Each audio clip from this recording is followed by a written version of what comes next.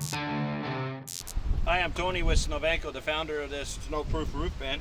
What we did is we put a stainless steel filter in here that stops 99.9% of the snow and rain infiltration.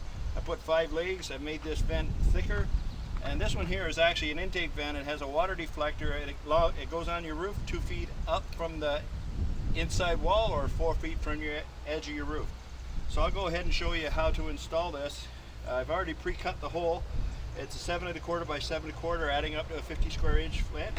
So I'll go ahead, and I didn't nail in the tabs on the side, so you can see that we can just slide it in.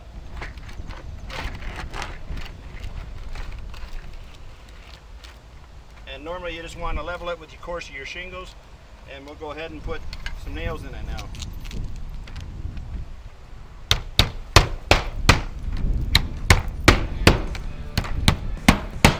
I like to put a nail here on the side to keep that flange on the side that's overlapping that bottom course tight.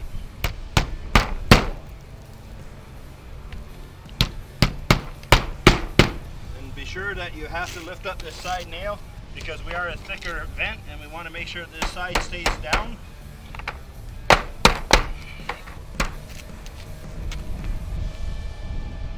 You go ahead and nail this other side as well.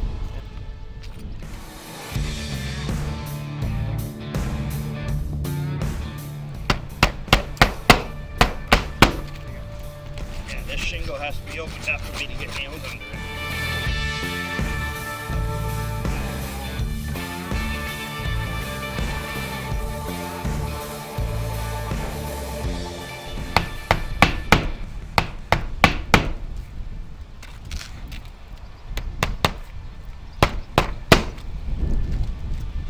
And a lot of people like to go caulk these nails and caulk the side of this here, so water can't leak in this side on this nail. So caulk this, not necessarily caulk up here, but caulk the nails and certainly caulk these sides.